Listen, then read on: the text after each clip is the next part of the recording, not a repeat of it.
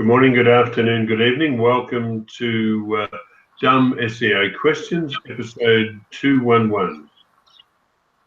Each week we gather here to answer the questions asked on the SEO Questions community on Google+, on our Facebook page, Dumb SEO Questions, and also on Twitter on Dumb SEO QS. With us tonight, we have Tim Capper. Tim is CEO of OnlineOwnership.com. He's a conversion rate optimization specialist and proud to call himself an SEO. He's based in England, just a little bit above London in the UK. In Kansas, Tim is also, I forgot to mention, a Google top contributor on the Google My Business community. William Rock is a Google top contributor on the Google web search community, and he's also an SEO in the USA, based in Kansas. And you can find William at williamrock.com, and you can find Tim at onlineownership.com. Okay, so our first question tonight, I hadn't heard of this, but anyway, it was on manual action for duplicate content. He said, "Hi guys, I need your help, so please read this post and let me know your opinion. Last year I started 3 new review websites. All of them are in the same niche, with the same design, similar about us and legal pages. I published 200 to 250 articles on each. The content is 100% original, written by members of my team. Articles are 700 to 1200 words long. There's a lot of photos. Overall, the websites aren't bad at all." That sounds good so far. "There were more and more visitors each week, so I thought that Google liked my websites. One of the websites was even included in Google News. Suddenly, I received a notification about a manual action for duplicate or thin content for all 3 websites. I improved one of them, invested in a professional theme, new logo, and I de-optimized all articles, fixed typos, etc. But the reconsideration request was rejected. Now I assume that it's not about the content quality at all. Is it possible that Google considers all of my 3 sites as one big site? I have many reviews of the same product on each site. For example, a vegan bacon review is published on site A, site B, and site C. Technically, the reviews on each site are unique, but if Google considers all of my sites as one big site, then I have a duplicate content issue indeed. There are no affiliate links on my site. Question: do you think Google wants me to merge all of my sites into one? And if I stick with only one website and delete others, would that lift a manual action? Thanks." That was a marathon. Okay, so the way I'm seeing that you've described it, so you're essentially reviewing the same product on all 3. Now, I think you have their own unique reviews on them, but you're still reviewing the same product. Did he say they are unique reviews on each, or are the reviews the same? Well, I got the impression that they were unique on each, but they're dealing with the same subject. Yeah. Okay. So right. Essentially, now, so a manual action on thin content.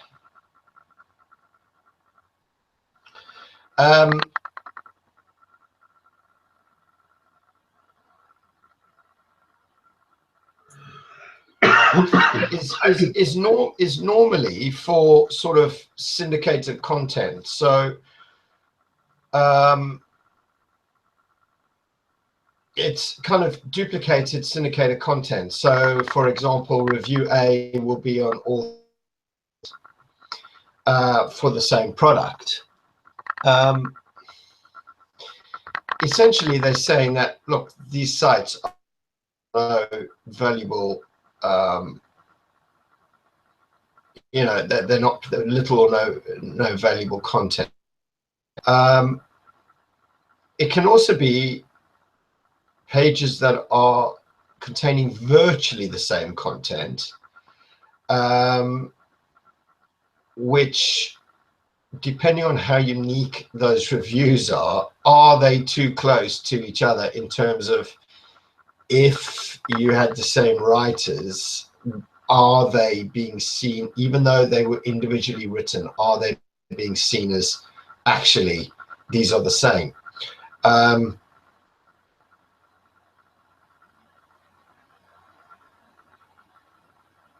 So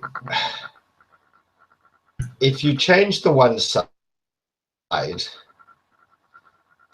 for reconsideration and they denied it, then logic dictates that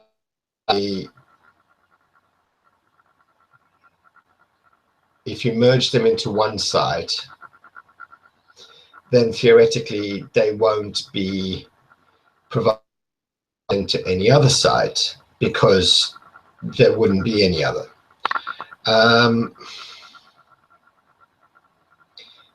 The flip side of that is actually, have you removed all the thin content?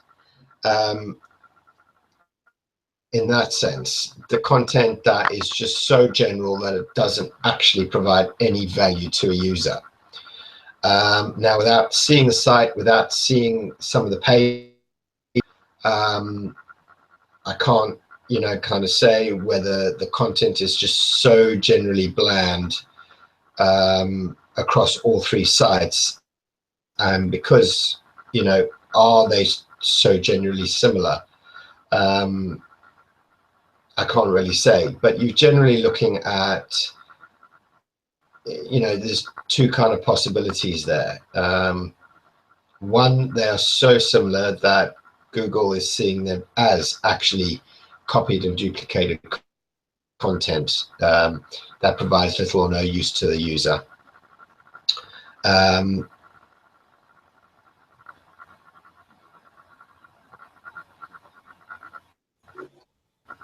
Yeah, that's, without seeing it, it's a little bit tricky to kind of give you anything. But on a general kind of categorization, if you've got the same products being reviewed on three different sites, although you say they're kind of, you know, obviously, you know, unique reviewers, I would probably say that, well, what's the point of updating three different sites if you're reviewing the same stuff anyway? To me, it makes no sense, because you've got 3 times the work for reviewing the same stuff. Sense to just have one. Sorry? Another thing maybe to think about, part of the statement here, you got 200 to 250 articles on each site. So I'm wondering, what are those articles, other than just the reviews, you know, are those articles kind of duplicated? So 200 to 250 articles, are those triplicated? Or... Yeah, but even if they aren't duplicate, what I'm saying is they could be so blasé general that Google is just saying, look, you know, yeah, so this is a unique article, but it's just offering no one any value whatsoever. Yeah. It could also be just that article used to link to the individual reviews, products. So essentially, that article is a doorway page. Yeah, yeah. Well, we've seen that in the past like that. Where, yeah, you know, you see, so a doorway page is as thin content providing little or no value. So those those articles could be so general, not providing anything unique, like, anything unique, that it's just essentially going, well, look, these are doorway pages. They're not providing any content, any informational. And on the flip side is, without seeing them, they could have been written by the same, and this will happen. If you've got a writer who, I want the same kind of article, but for site A, site B, site C, even if they create them slightly differently, it's still the same guy who's using the same kind of terminology, sentence structure, phrases. So even if you're theoretically unique, that actually Googlebot's going, well, no, they're not, because they can pick these things up. So without us looking at that, I would say it would make more sense to just have one site, one great site. You will obviously, it's less to maintain, but you could use the same amount of hours in maintaining it, in creating better content, reviews, insight, etc. The other flip side is, look, it's your business model, that's fine. But I'm just saying that you shouldn't, in theory, be writing your own reviews on like products across the board, because, well, I mean, you can, but I think that would be picked up in the sense that Googlebot understands language, people's writing, their personas. So I think over time you've created a little bit of a, where they can see it as. So just off the top of my head, it would probably be better with one site and spend additional time that you would maintaining the other two, put it into the single one and just make it super awesome. And look at the analytics. Yeah. Look at the analytics. Figure out where people are coming in, bouncing. If those pages are, they're coming in and they're looking at the page, but they're not going anywhere else in the visitor flow model. Why are they doing that? It might give you an indication when you look into your Google Webmaster Tools Search Console. Look at your page levels. Where are you getting your traffic from? What kind of keywords? I did notice that the industry is vegan protein powders, so that's probably a very competitive, also, highly spammed area. And so I think Googlebot might be a little bit trickier in how it grades those type of. It might not have anything for the visitor.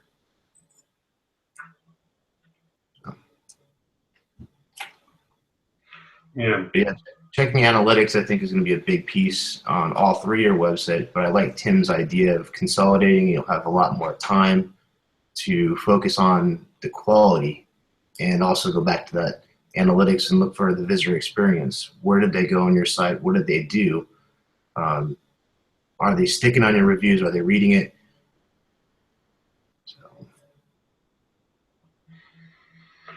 Yeah. Okay. So summing up, we probably suggest 2 vegan protein powders that the site that they did do some work on with a new theme and so on, probably use that one as their site, and just take the other 2 out of DNS.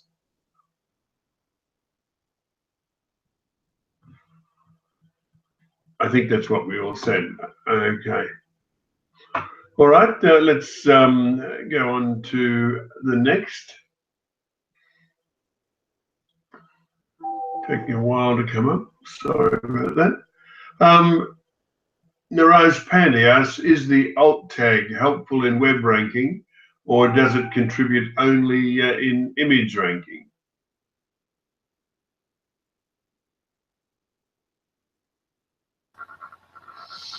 I guess that's kind of debatable. You've got a couple of things here. So for example, let's say you've got an article, and within your article, it certainly would help in the sense that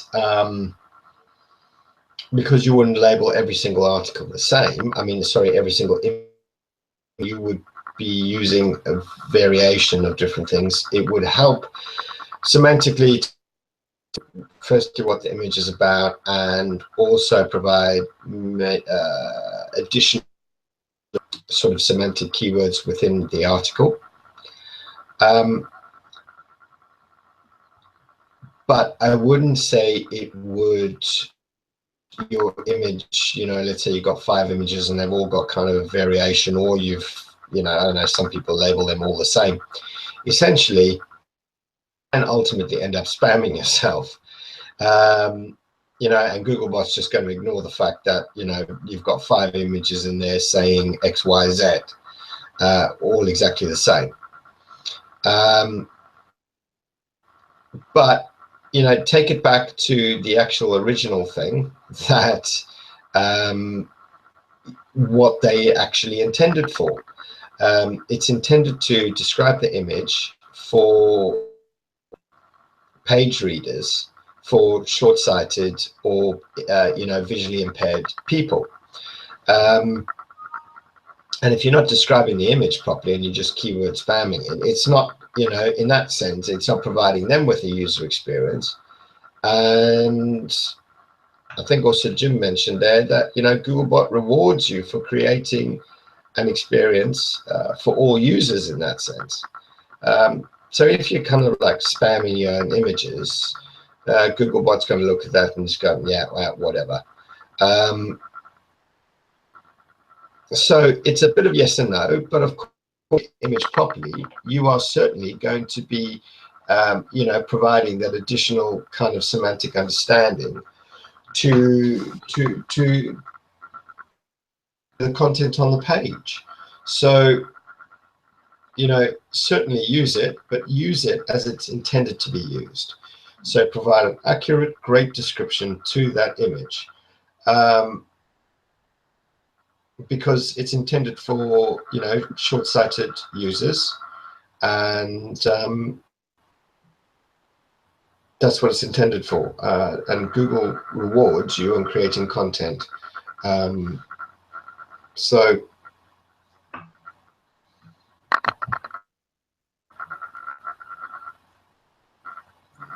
just use it as it's meant to be used. Yeah, and it's at the same time, it's an alt tag is there for an identification for an image, right? And it could be spammed in the past. It has, and Google's going to identify if it's, you know, keyword stuffing inside the alt tag as well.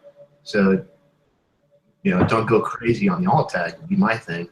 You know, add the relevant information there for, you know, like the browsers for the blind, for example. It's going to hover over that and it's going to actually read off what that is, that image.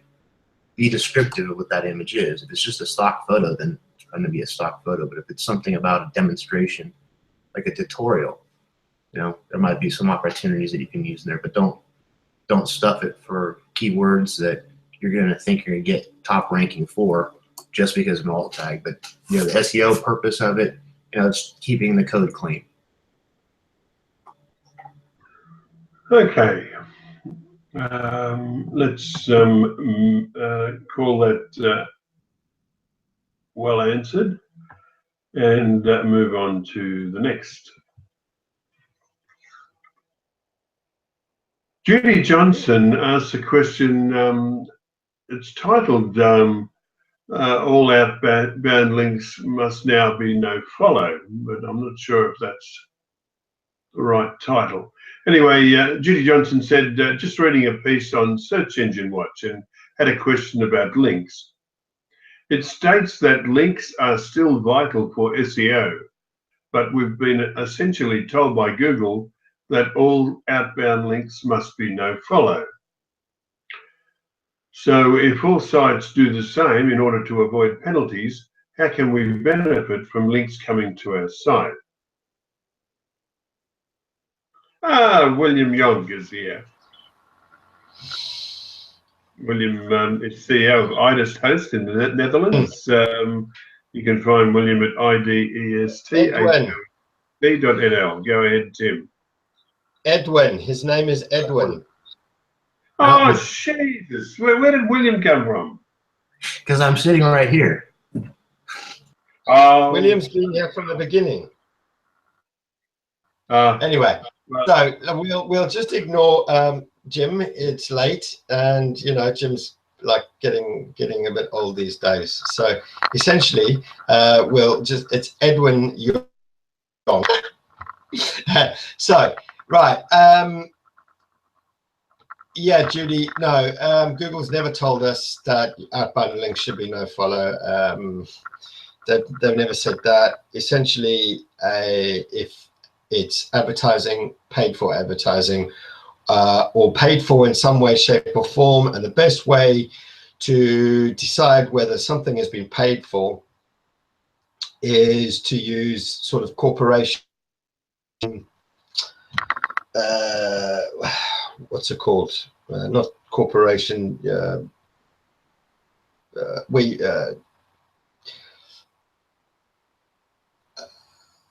God, what's it called? Interest, where you've got to declare, sort of a conflict of interest. So, for example, if somebody took you to a corporate DMCA dinner,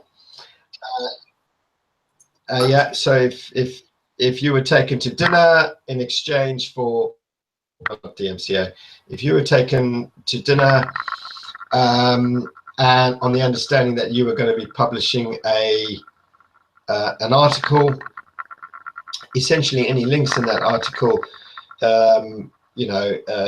essentially any links in that article should be no followed because essentially it was paid. So there's kind of a gray line there, but straight up advertising that Google can quickly paid for advert or in a sponsored section on someone's site. That's it. Edwin's come up with corporate governance. If Googlebot can quite easily determine that, oh, look, they're in the advertising section or the sponsored section, the editor of that site should obviously be no following those links because Google can quite easily determine that those were paid for. If an article, for example, falls within a guest post section, this is kind of a sort of a gray line because some sites will allow people that have built up trust within that system to actually just publish straight up without any editorial control. Therefore, so there's no editorial control because you've published it or the actual editors haven't published it, and therefore it should in theory. But of course, if there is total editorial control where a user will submit it and the editors have the choice not to insert a link, then there's editorial control, and therefore it doesn't need to be no follow. So these are kind of gray areas, but essentially, if Google it should be or is a paid for link on a site, so it's in a sponsored page or example, then they will determine that that's paid for to be no followed. So and of course, depending on where it's published, like I said, guest post, or if it's like in a press release, because obviously depending, press releases are generally paid for, or if it's in a sponsored article section, these kind of things give it away. So Google kind of knows that something was paid for or it was not editorially controlled. Therefore, they would say, look, that needs to be no follow. But essentially, this is also based upon getting to the realms of sort of manual penalties. Essentially, it's also not just if you had 10 articles in Forbes and 10 articles coming from the Times and coming from the Guardian and 10 articles coming from you know, some really well-known other publisher, etc., etc., etc.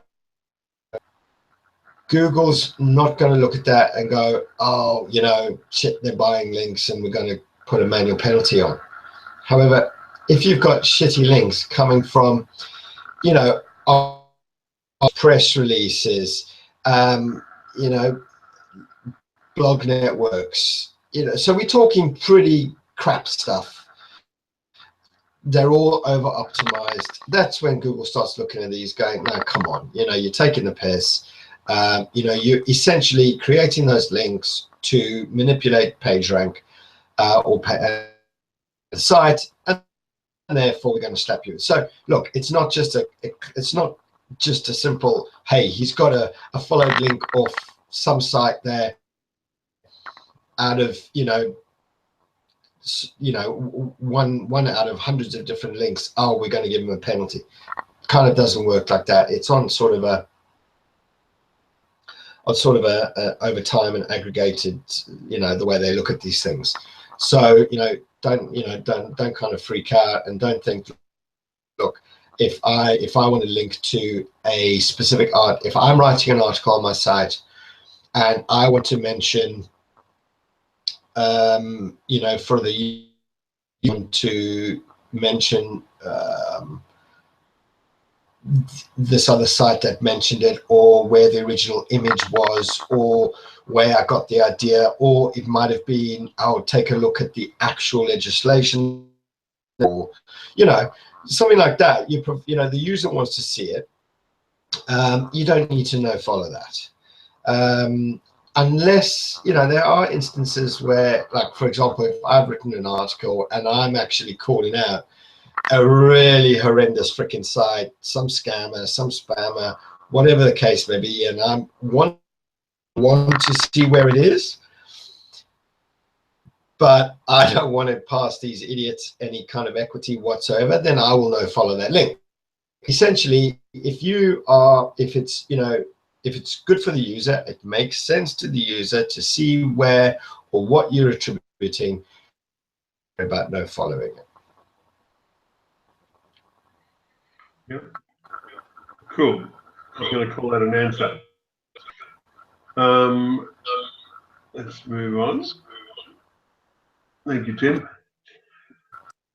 We can move on from this one too. We answered this last week, and I put something in the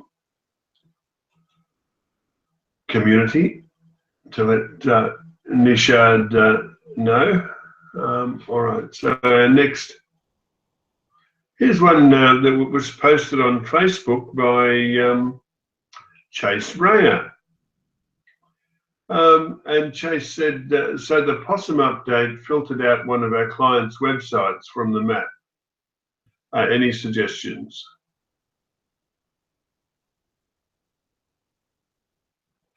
Yeah, so this actual filter was around way before the algo popped up. I mean, a good 3-4. It's been around for quite some time, and I was calling it at the time in the, you know, in the forums when people were asking about it. I was calling it an authority. So essentially, what's kind of happening here is, if there are kind of business using the same category, with either in a fairly narrow area like a street or a suburb or an actual building itself, then Google's essentially filtering 2, 3, 4, 5, 6, however many out, and displaying either 1 or 2. So for example, you may have, like, you know, 5 lawyers in the same building, and Google can kind of see that, you know, 3 of these are specializing in, you know, X amount because of the content on their site. So there may be, I don't know, injury lawyers, and then two of them may be property lawyers. So essentially, if you're searching within that building for, or in that area for lawyers, or if you specify, it's going to kind of filters out. So, or it could be, you know, there could be Greek restaurants in a street, and there could be three, you know, there could be three in the same road, and it filters one out depending on where the user is actually located to searching. So there's quite a lot of different variables to it, and it's not essentially as straightforward as just filter. You know, your client may have been filtered out for a specific term, but he may be included for another specific term, depending on what's on his site and what content he's also posted on Google, you know, Google business page itself, and also depending also for mobile users, depending on whether the mobile user is actually searching north, south, east, or west business, because their business may be slightly further down the road and towards the sort of northern end, and if the user's northern end, Google's going to rather show the first one closer rather than the middle one or the third one. So essentially this filter is one, authority, and just trying to get rid of a lot of noise, trying to give more information to what the user was actually searching for and their location. So what I'd be looking at essentially, taking it that it's just a filter in a building with, let's say, 5 lawyers, and, you know, essentially I would some quick double check that if it's a single location, make sure that their name and address is right wide, probably in the footer, and that they've got, you know, local business, or depending on what they are, if their structured data exists, whether they're a lawyer or whatever, if it exists, mark it up properly, local business, boom. So that would be the first one. Just make sure that you've got that information running site-wide. The second one there would, you know, too many people just forget to even link to their business page. So if you've got a G+ icon on there, make sure you're obviously linking to the actual business page. So Google connect the dots. Then hyperlocal links. So essentially what we're looking at is authority. So I would look at, firstly, are there any other directories out there which are hyperlocal? So directories for the area, directories even for the street. Now, like, you know, depending on where it is, but for example, in London, you know, some streets have their own directories, you know, the high end, you know, kind of, so depending. So look for some hyperlocal citations out there if they exist. Hyperlocal actual, not just area, but also whatever category, business, genre they're in. And even if you can try and get, you know, not necessarily a citation, but if, you know, you could get in terms of local press, so still localized links, but not necessarily a full-on directory citation. And that's generally how you would bounce above the guy that was filtering you out. So make sure that all your location signals on site are in the right place, and then you basically need to beat him to the punch in terms of you know, localized signals and citations, or whether it even just be you know, blogs, whatever. You basically means sort of more localized links within the area in that business.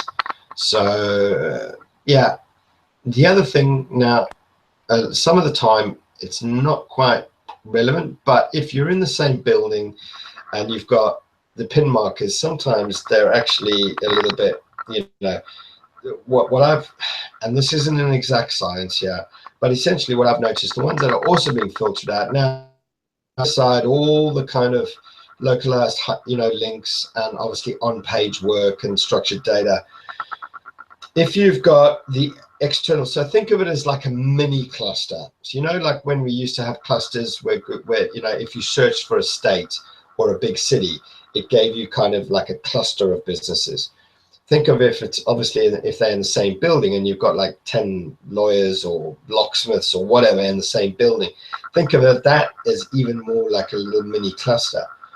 And try and move your pin marker just slightly out and towards the street wise. Obviously you don't want the back of the road, but to the front of the street, try and move that out just ever so slightly, just to rejig that local data that actually you are to the street than anyone else, even though you're in the same building. And that has, I'm not saying it's exact, because one or two that I've played with, it has worked and some haven't. It wouldn't work if it was 3 restaurants in a road. Then it just works on pure local data. But the restaurant in the middle is going to struggle a little bit because north and south of him on mobile search, Googlebot is going to show the other 2. So, you know, there we're just talking, you're going to really have to ramp up the content on site, ramp up your information on site. Yeah, so it's a bugger, but you know, that's just the way it seems to be working at the minute. No, we tweaked and adjusted because this has only been sort of through 4 weeks now. So no doubt they're going to be adjusted as the data sets start coming into Google, and then they start looking at, you know, what's going on and will they tweak it more, will they adjust it. So yeah, we'll have to wait and see on that, really. So Tim, I've got a quick question on that. Thank you for answering that, because those are a lot of the things I was curious about as well. Say, for example, you have an attorney, and you know how they have all the different attorney, like it's like a building for a whole bunch of attorneys, and they just have their own little mini offices, right?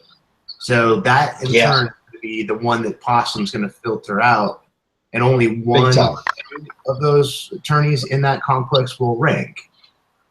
So if I was an attorney, is it better to actually not being in that group now, and I can have my own building or my own, you know, address versus? Well, you see how I'm going with that? So you're, yeah. So if everyone in that building picked attorney, essentially Google's going to pick the one with the greater authority and display him. But you can actually add, you can filter down, you can actually go real estate. I mean, I don't know how many different categories. They do offer a fair few. And I would certainly make sure that I'm drilling down into exactly what I do. Now, if somebody generally just searched attorney, which I don't think most people do, but because you generally search based upon your needs. So whether it be real estate, whether it be civil, whether it be criminal, whether it be, I think more people tend to adjust this. They will search attorney in whatever city or attorney in whatever location, see the results and go, no, 99% of people go and actually adjust it to what they're looking for. So if the category exists for your specialization that they're in, pick that category over just the general attorney. So you certainly want to narrow that one down, because even just appearing for attorney is not really going to help you, because 9 times out of 10 people adjust their search anyway. Well, the second one that I would make sure I'm doing is I would certainly my service pages on site and make sure that, you know, I have my local structure site-wide for certain. And then of course it's your localized citations. Yeah, but essentially, if let's say, going back to the original question, the attorneys in the building, things are going to get down and dirty now, because, like, I mean, attorneys known for it. These guys are just, I'm not saying everyone, but yeah, I mean, lawyer spam is just mental.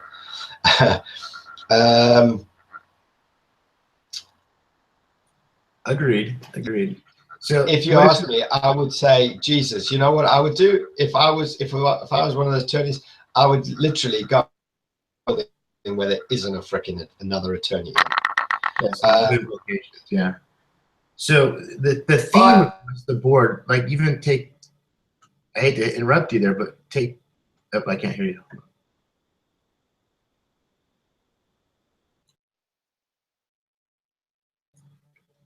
Can't hear you now.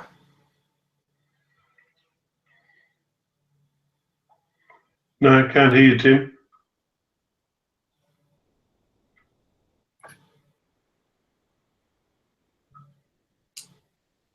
Technical difficulties. It just started breaking up, Tim, and then basically all of a sudden we have no audio.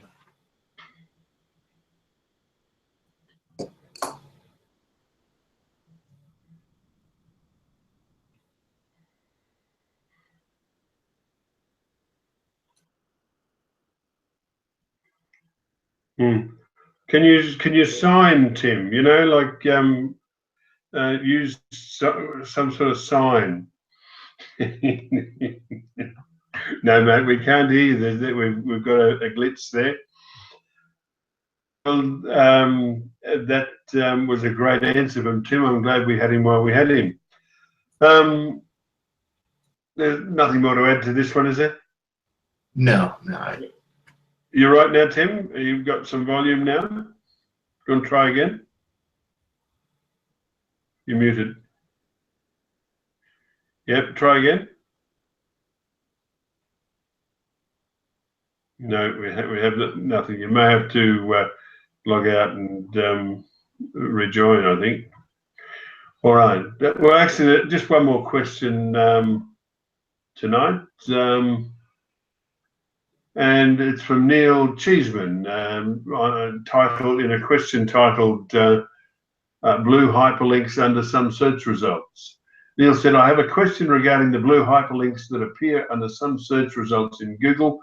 As I understand it, these are chosen by Google and get displayed accordingly, but they appear to be displayed as events, i.e., if I search for London in Google, London on Wikipedia is listed at number 2.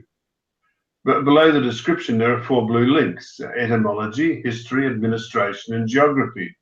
If I right-click and use the Chrome Inspect tool, the coding seems to indicate that these as being events. But when I check that URL on the Google Snippets tool, they don't have events listed. Any ideas on how these links are being picked up?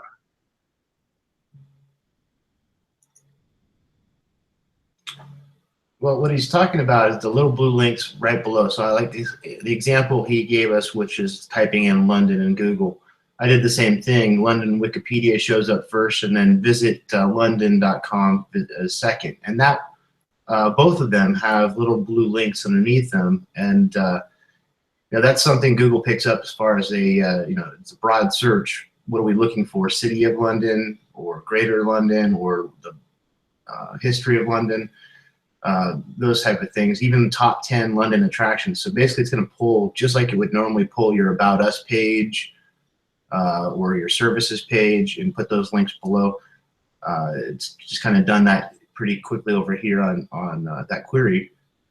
At the same time as you've got additional information on the right-hand side, which is the knowledge panel. Tim, do you have your mic back, or I'm going to check that?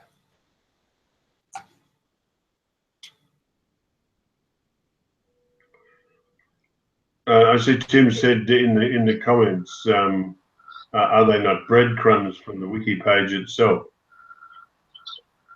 I believe it's those. Yeah. Go for it, Tim. Those ones on the wiki in search are internal content links in the actual London page itself. But when you just search like London, other smaller, like you said, are actual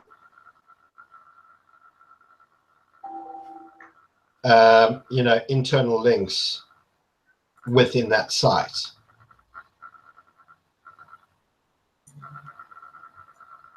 Yeah, it's something similar like So, AdWords. You know, with AdWords, you'd put you know, site links with inside your call to action text. But at the same time, they're coming from more relevant elements, I would believe, right? From that one broad search. I mean, we didn't put like locations in London or attractions. yeah. But essentially for the user, you don't actually need to mark those up. And I don't use Well, speaking of markup, Tim, can't you actually control, like, for example, you want your services pages to show up, you want your about a page to show up, contact us, and then maybe a couple other pages you want to show up. Is there ways that you can control that through markup? I believe that. I just haven't done that yet, but I've got one. No, I'm trying to figure out. because your site links, Google decides which ones to show. You can demote one, but you cannot suggest one. Okay, yeah. You can demote via your search console, but you cannot suggest.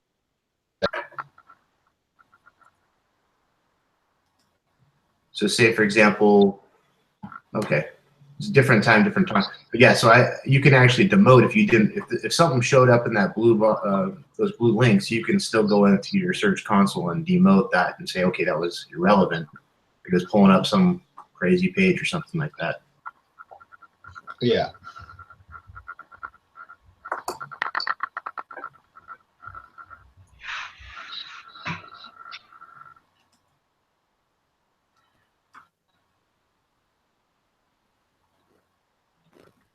I see too. Speaking of demoting, Google has just announced that they're dropping the tool to allow you to demote site links Okay. Yeah. Okay. Said that then. Well, there goes that one. What was that, Tim? Essentially, if you're not those little blue ones,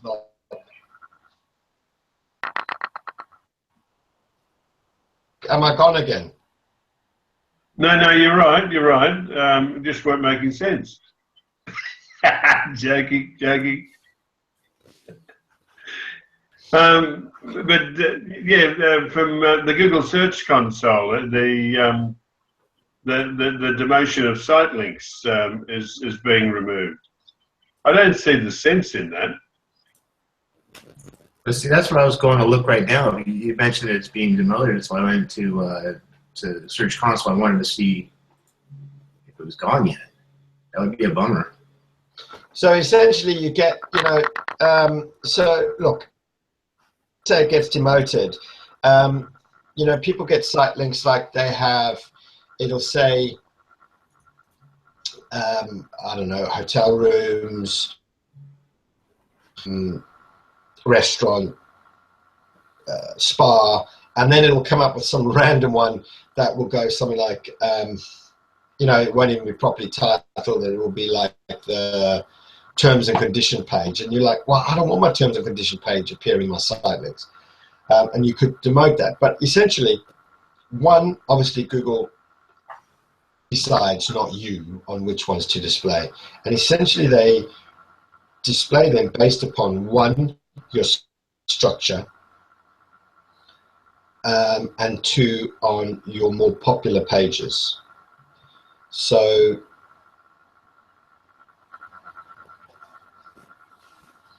I guess you just need to properly silo your content better. Yeah, but as to why, go ahead. As to why they are calling it an event, it's not actually an event, and it's not marked up as an event. I think that's I don't know why Google is calling it that in the structured data on the search result page. But those from Wikipedia are jump go ahead. Those from Wikipedia, they are jump to links, right? If you have a table, if you have the one article and you'll have a table of contents, Google might pick this up, and or they do it like on the Wikipedia, where it is below two different sections, or they have it in front of the description and it says jump to, and then that particular section. The other one, the Visit London, those are called site links.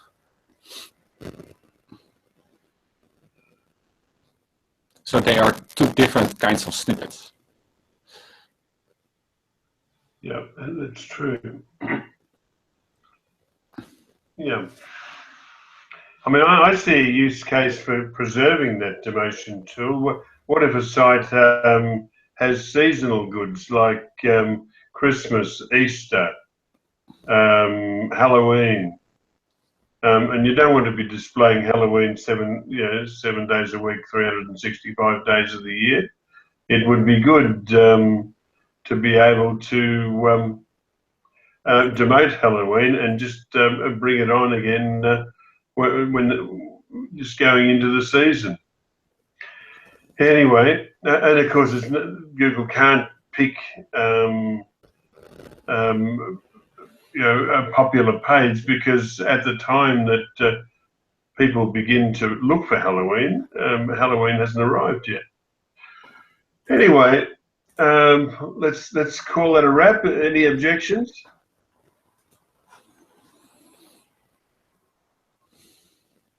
All right, let's move on. And it's thank you for watching time again. We've done it, guys. Once again, we have answered all of the questions on the SEO Questions community on Google+, Dumb SEO Questions on Facebook, and Dumb SEO QS on Twitter. We thank you for watching us.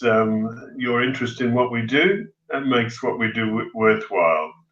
We'll be back at the same time next week to do this all again. But for now,